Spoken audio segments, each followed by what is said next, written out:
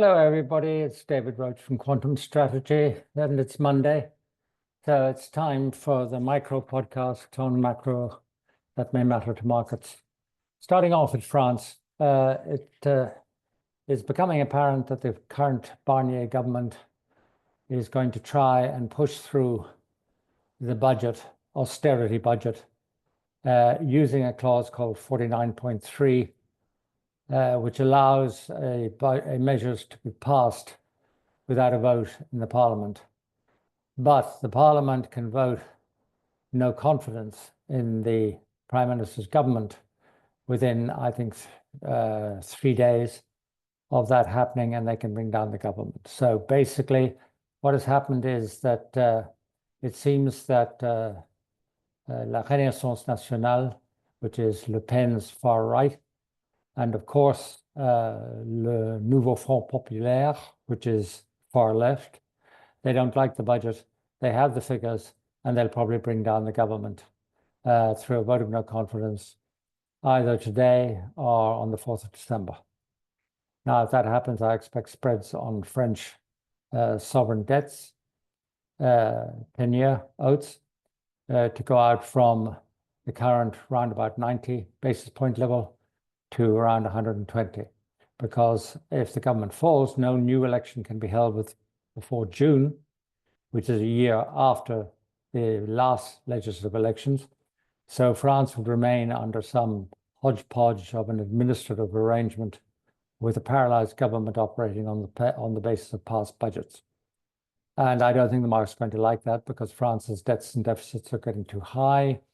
Debt is pushing up towards 120% of GDP. And the deficit is running at over 6% of GDP. And Barnier's budget was intended to bring that deficit down to 5% next year. It was already a fairly hopeful endeavor, based more on optimism than realism. And that would not happen. So it would mean that France would not be complying with the terms of the European Union's debt and deficit program, excessive deficit debt program, and it would put strains, obviously, on the whole core of Europe, because Germany's in a fierce mess, and France would be in a French mess, and that doesn't make things look very good for Europe. Okay, the second thing I want to talk to you about is the Syrian war. Now, it's awfully complicated, but basically the HTS, which is a dominantly Sunni group, sanctioned by the US as a terrorist group, and the Syrian National Army, which are both, and I emphasize this, they're both proxies of Turkey, are driving south in Syria. They may actually be as far south as Homs. If they are, they will probably be able to cut off the only Mediterranean naval base which Russia has in the area. And that will be obviously another big loss for Russia. But the thing I want to point out about this is, where's it all going? Well, the Al-Assad government of Syria, which is a pretty foul sort of government, guilty of every sort of crime possible, that may fall. If it does fall, then Turkey will find itself in charge of Syria, and probably put a Sunni minority government, a Sunni majority, the majority of the people are Sunni, put one of their leaders in charge. But the whole point of this war is that Turkey wishes to establish a buffer zone in the north of Syria, next to Turkey's own borders, which would prevent the formation of a Kurdish state right next to Turkey. Now, the Kurds are also involved in this war. They have the Syrian Democratic Force, which is supported by the US, which is trying to preserve that state and is also moving south towards the capital. But my own feelings are the consequences for investors out of this are, one, Syria will remain very unstable. There is more that divides these proxy groups fighting than unites them. That's number one. Number two is it won't affect the oil price, because it's not coming close to any serious oil producing territory.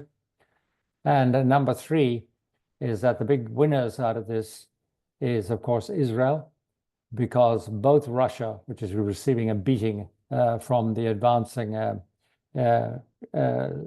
HTS, both Russia and find themselves seriously weakened, because Hezbollah has already pretty well been wiped out in Lebanon. Now it's being wiped out in Syria, and it leaves not very many proxies for Iran to fight with. And above all, it could potentially, if there is a Sunni government in Syria, cut off Iran's corridor, its land bridge to supplying arms to Hezbollah and Lebanon.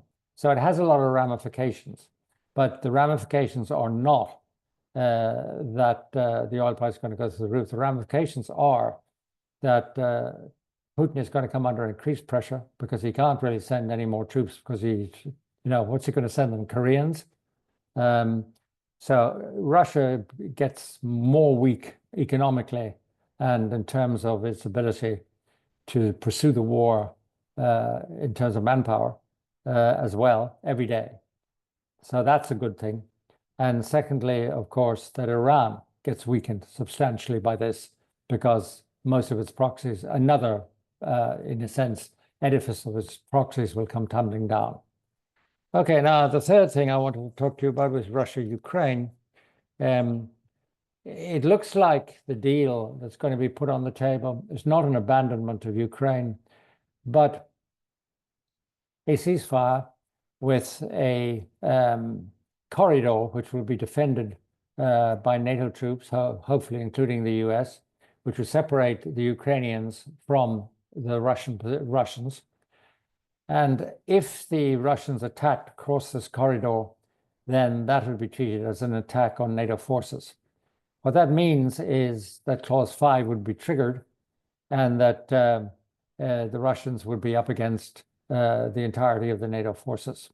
So the corridor could be effective, because Russia, by violating it, would kill US troops. And I don't think Russia wants to do that, because that's going to involve it directly in a war with the US. So the corridor idea in Ukraine could actually work. The new envoy, Mr. Kellogg, or General Keith Kellogg, that Trump has appointed, is a good guy, very hard line on Russia, and a savvy soldier. And he has no intention of allowing Ukraine to be dumped and to become a kind of second Kabul evacuation and a collapse like happened in Afghanistan. And if Trump continues to support his appointee, then it would mean that Trump will want to leave or bring peace of sorts to Ukraine, at least for a few years, from a position of strength, and to show that strength. He doesn't want to be seen to be fleeing. So in a sense, Ukraine is looking more like there could be a truce. I don't think it will stop Russia attacking Europe within the next 10 years, but it could bring a fragile peace across the firing line, the front lines, to Ukraine, without Ukraine or anyone else recognizing the territory that Russia occupies in Ukraine, about 20% as being Russian. That would not happen. The sanctions on Russia would not be taken off. So it would remain a kind of a Cold War, a little like Berlin in the old days, where it was in the middle of kind of Soviet forces, but the Russians never dared actually crush it, which they could have done in a matter of hours, because if they did, they would have killed US soldiers and brought themselves into direct confrontation with the US in a Third World War. There is the same if this buffer zone is made in the way it should be in Ukraine. So it could bring, of course, a sort of peace. And then finally, in China, we've had the removal of two more senior people. One is Admiral Dong Jun, who was the defense minister, and even more significantly, of Admiral Miao Hua, who was a member of the military commission, the CMC, chaired by Xi, which reports to the Politburo and controls the PLA, the military. People are saying this shows that the military is unstable and Xi is unstable. Actually, I don't think it does show that. It shows that Xi made some very bad appointments. He's a poor judge of character. That's about the 17th major officer that has been removed in the last 2 years. But what Xi actually is doing is making sure that he gets the military under his control as a tool, which will be more efficient in pursuing his orders and his ideals, such as harassing Taiwan or Philippines, but certainly in the case of Taiwan, being able to enforce a blockade or even an invasion. So I don't think this marks a weakness of the Chinese military. I think Xi is simply honing it so that he can actually do more damage with it and so that it becomes more under his personal control. Not going to affect markets immediately, but it does not in any way diminish the chances of a confrontation on Taiwan. Now, this week we've got a lot of data coming up. Today we have the US PMIs and we have jobs tomorrow. On Thursday, we are going to get from the US again from non-farm payrolls. And we've got the Caixin Services Index coming up from Japan in the middle of the week, which is kind of important. We've just had, of course, the manufacturing PMI, which was pretty strong. So some sign of recovery in the output side of the economy, though it does not show that the consumer is getting back into the game. And in the EU, we have confirmation of a lot of PMIs. We have a big speech from Lagarde, and we get an estimate of the first estimate of third quarter GDP in the EU towards the end of the week. Thanks for watching. I hope this was some use to you. Have a good week. Bye.